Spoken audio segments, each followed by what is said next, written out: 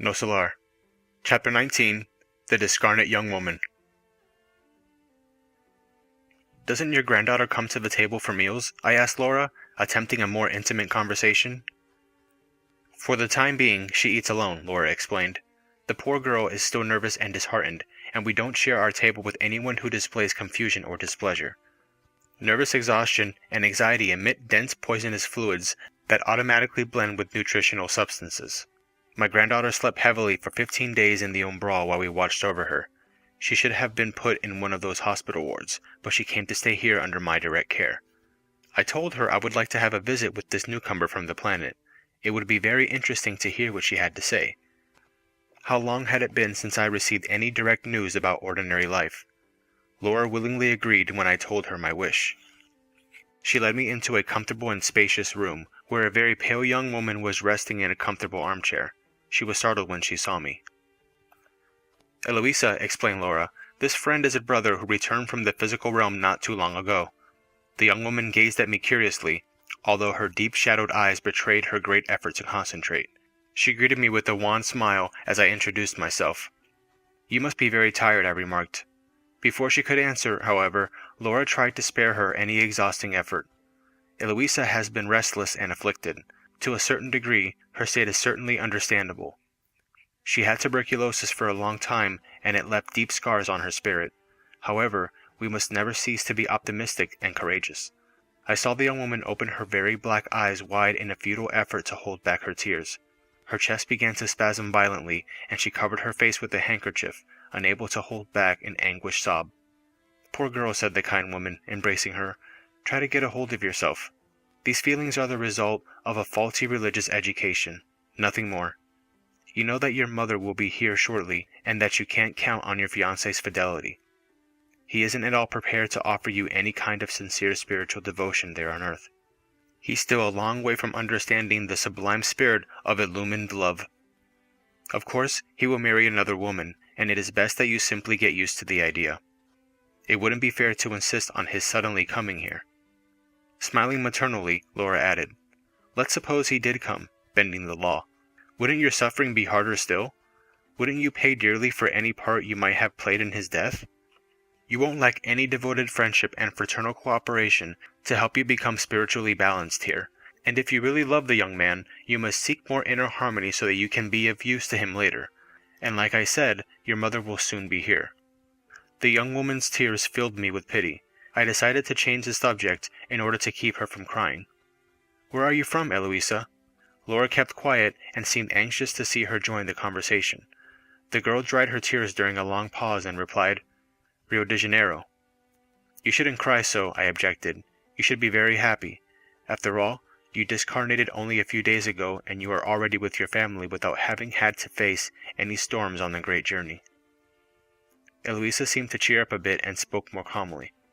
"Well, you can't imagine how much I've been suffering. 8 months of fighting tuberculosis, in spite of all the treatments. The sorrow of having infected my loving mother. Besides, I can't describe all that my poor fiancé had to suffer on my account." Now, don't say that," remarked Laura with a smile. "On earth, we are always under the illusion that no pain is greater than our own. That's pure blindness. There are millions of people facing situations truly cruel when compared to ours." "But Grandma, Arnaldo was so disconsolate and desperate," she answered. "All this makes me wonder." "Do you really believe what you think you saw?" asked Laura in a tender voice. "I saw your ex-fiancé several times during your illness. It was only natural for him to be so deeply affected at seeing your physical body being reduced to ruin. But he isn't ready to understand pure sentiment, and will get over his grief very soon. Illuminated love is not for just any human creature, so hold on to your optimism. No doubt, you will eventually be able to be of great help to him. But as for the possibility of any conjugal union between you, you will discover that when you are finally able to travel with us to the spheres of the planet, he will have already married someone else." I myself was impressed by these remarks, and I noted Eloisa's pained surprise. The convalescing girl didn't know how to react, faced with her grandmother's serenity and common sense. Could that be possible? With an extremely caring gesture, Laura continued, "Don't be stubborn or try to contradict me." Seeing that the patient looked like she expected some kind of proof, Laura insisted very gently. "Do you remember Maria de Luz, your co-worker, who brought you flowers every Sunday? Well, when the doctor confidentially told Arnaldo that there was no hope for healing your physical body, he was deeply grieved, but began to surround Maria with different mental vibrations. And now that you're here, their new attitude towards each other won't take long to express itself. Oh, Grandma, how awful! Why awful? You need to get used to considering the needs of others. Your ex-fiancé is an ordinary man, unaware of the sublime beauties of spiritual love. No matter how much you love him, you can't work miracles in him. Self-discovery is the privilege of each human being. Arnaldo will recognize the beauty of your idealism someday, but for the present, he must be left to live through these necessary experiences. I simply won't accept it, complained the young woman, weeping. Maria de Luz, whom I always considered a most faithful friend. Laura, however, smiled and spoke cautiously. Wouldn't it be better to entrust him to the care of a sister? Maria de Luz will always be your spiritual friend, whereas another woman might render your entrance into his heart more difficult for you in the future. I was really surprised Aunt Eloisa started sobbing again. The kind woman sensed my uneasiness, and perhaps with the purpose of instructing me as well as her granddaughter, she explained, I know what's causing your tears, my little dear.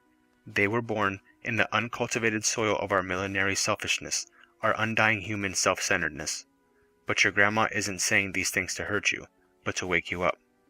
While Eloisa wept, Laura invited me to go back with her into the living room, remarking that the patient needed to rest. As we sat down, she spoke confidentially. My granddaughter arrived here extremely exhausted. She let her heart get entangled in the web of self-centeredness. In fact, she should be in one of our hospitals, but Assistant Co-Sadio thought it would be better to place her under our direct care. His decision really pleased me, because my dear Teresa, her mother, will arrive soon. A little patience, and we'll find the right solution. It's just a question of time and peaceful surroundings.